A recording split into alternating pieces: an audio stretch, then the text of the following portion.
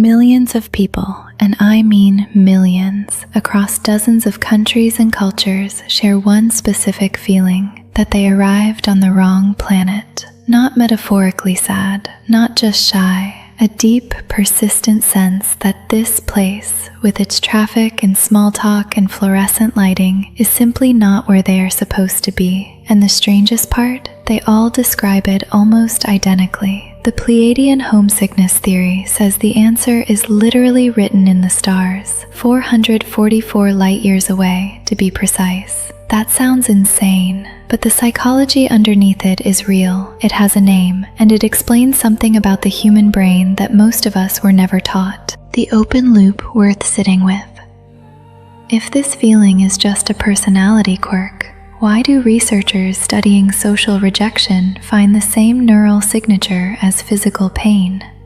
And why does the Pleiadian myth, out of every star system in the galaxy, keep landing on the same psychological profile, almost as if someone designed it to? You know the feeling. Not sadness exactly. More like you walked into a party that's been going on for years, and everyone else seems to know the rules, and you're standing near the wall, watching, wondering when you started feeling like a tourist in your own life. There's a specific texture to it. A flinch when voices get too loud. A kind of grief that shows up on a Tuesday afternoon with no return address. A low-level sense of waiting for something you couldn't name if someone paid you. Online, over 2 million people across Reddit threads, TikTok comment sections, and dedicated forums have put a very particular label on this feeling: Pleiadian homesickness. The idea that you originated somewhere else, and some part of you still knows it. That's a big number for something most people have never heard of. And before we explain or debunk anything, if that description landed somewhere real in your chest, that's worth sitting with for a second. Because the feeling has a shape. And it turns out, whether the explanation is cosmic or completely terrestrial, the shape itself is telling us something. If this is landing for you so far, stick around, because the next part is where it gets genuinely weird. And maybe subscribe, because we go here a lot. What's remarkable is where that longing gets aimed. Not at Orion, not at the Big Dipper. Always, almost universally, at the same small smudge of light in the sky. 7 stars packed so close together you can almost miss them if you're not looking. The Pleiades. Aboriginal Australians tracked them across tens of thousands of years of oral tradition. Some researchers consider it among the oldest continuous astronomical record on Earth. The Lakota called them the 7 Sisters, and tied them to ceremony and return. Ancient Greeks told the story of 7 daughters of Atlas, placed in the sky after grief became unbearable, forever just out of reach. The Aztec calendar pivoted on the Pleiades' position at midnight, a new 52-year cycle beginning only when those stars crossed the zenith. In Japan, the cluster is called Subaru. Yes, that Subaru. And the logo's 6 stars are exactly them, meaning to gather or to unite. Every culture that looked up told a story about those stars, and almost every story involves loss or departure or the longing to return somewhere you've been separated from. That's not coincidence. That's a pattern so old it predates writing, predates agriculture, predates almost everything we call civilization. So when someone in a Reddit thread at 2 a.m. types, "I think I'm from the Pleiades," they're not being original, they're being ancient. Do you feel this? The wrong planet thing? Chronic or just on Mondays? Tell me below. Here is where the story gets genuinely strange and a little inconvenient, because the spiritual explanation, the one that feels the most comforting, turns out to be the one most likely to stop you from finding the actual answer. Researchers studying rejection sensitivity dysphoria, a trait that shows up consistently in ADHD and autism profiles, found something that should have made headlines. When someone with high rejection sensitivity experiences social exclusion, the region of the brain that activates is the dorsal anterior cingulate cortex. That's not a metaphor. That is the same neural circuit that processes physical pain. A stubbed toe, a broken bone, the same hardware firing the same signal. The alienation feels physical because, neurologically, it is physical. And when you map the specific language used in Starseed communities, I don't fit here, I feel like an observer. Human connection feels exhausting and somehow wrong. It tracks almost point for point with how rejection sensitivity dysphoria gets described in clinical literature. Not approximately, closely. So two explanations are sitting side by side. One says, your soul originated in a star cluster 400 light-years away. The other says, your pain network is unusually reactive to social rejection, and your brain has been quietly treating every awkward dinner party like a minor physical injury. Both describe the same internal weather. One just has considerably better branding. The uncomfortable part isn't which explanation is true. It's that the cosmic one, for all its beauty, doesn't come with anything you can actually do on a Tuesday. But here's what neither camp explains. General sadness is diffuse. It spreads. This feeling has a direction. It points somewhere. People don't report feeling vaguely unmoored.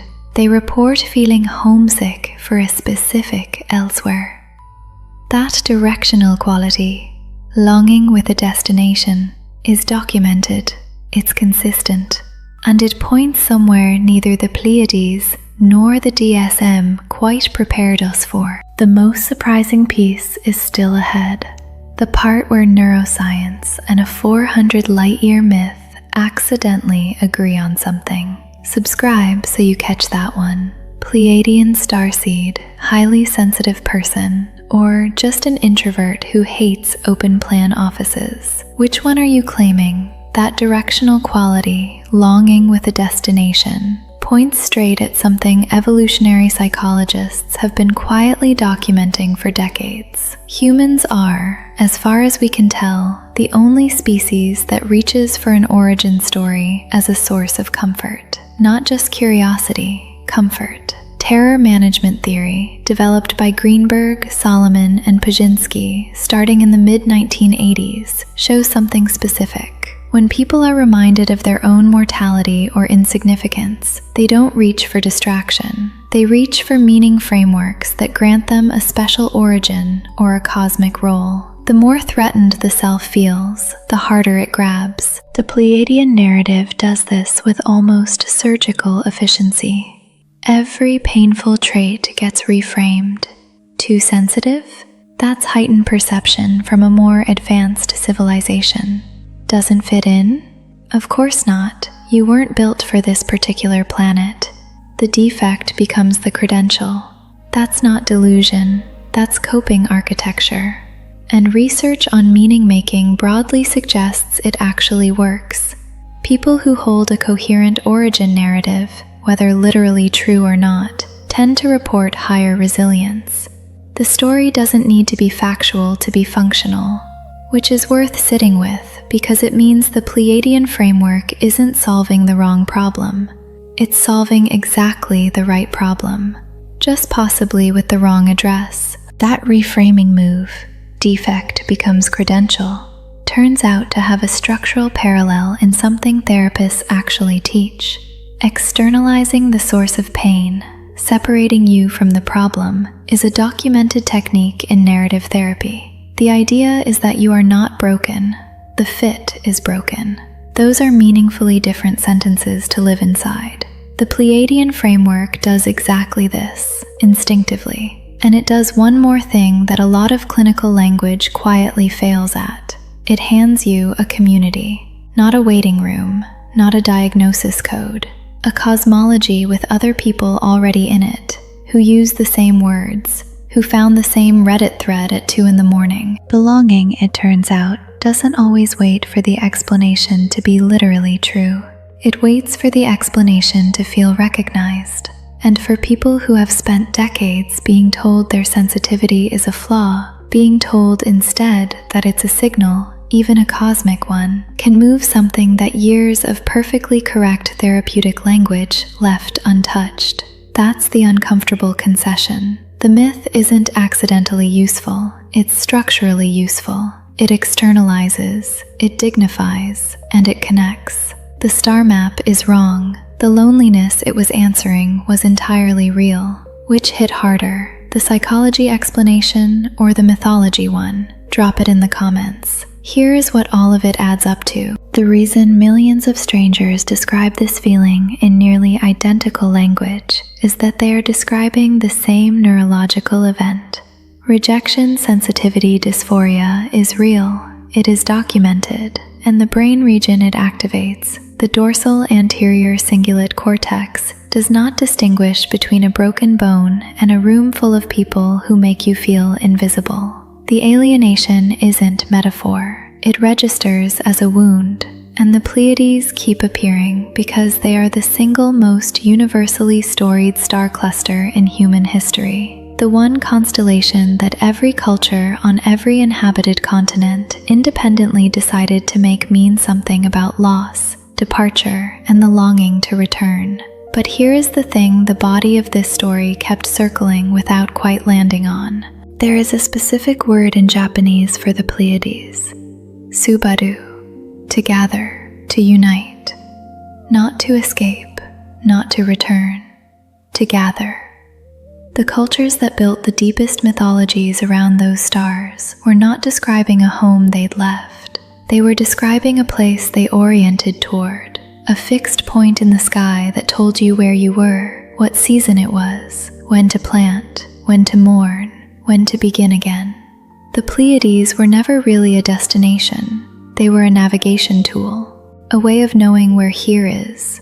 That reframe is not a small one. If the feeling of not belonging is your brain's pain network doing its job, flagging a real deficit of social safety, then the question was never, which star did I come from? The question was always, what would it take to feel located, grounded, oriented, part of something with coordinates? The Pleiadian framework, for all its wrong astronomy, was answering that question. It gave people a fixed point. A way to say, I know where I am in relation to something larger than this room, this diagnosis, this Tuesday. You don't need the star cluster to be your origin for that to be a genuinely useful thing to have.